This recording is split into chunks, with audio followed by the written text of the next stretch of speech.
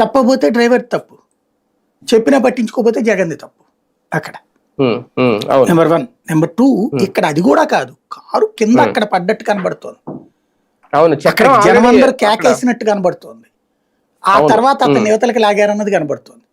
అక్కడ అమానవీయ ధోరణి ఏంటంటే పక్కన పడుకోబెట్టేసి వెళ్ళిపోవడం. చాలా బాధ అనిపించేది, చాలా నీచం అనిపించేది, దారుణం అనిపించేది. అది ఏం చేయాలి?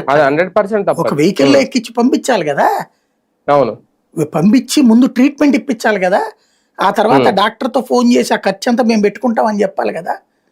ఇది చేయకపోవడం తప్పే కదా, దాన్ని ఎట్లా సమర్థించుకుంటారు? అవును అవును.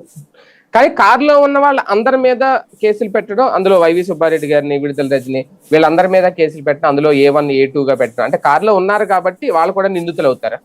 సంఘటన తప్పు జరిగినప్పుడు సాధారణంగా దాన్ని మిస్యూజ్ చేసుకోవడం వీళ్ళు చేసే తప్పు. సహజంగా వీళ్ళు జగన్ని ఇరికిచ్చాలనేటటువంటి కసితో ఉన్నారు కాబట్టి దొరికిందనేటటువంటి ఛాన్స్తో వీళ్ళు చేస్తున్న తప్పది.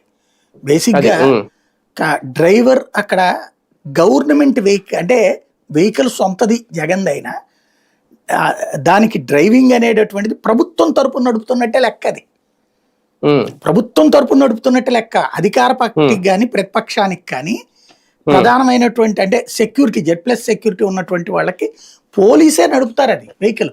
పోలీస్ డ్రైవర్ అతను. అవును, ఎయిర్ కానిస్టేబుల్.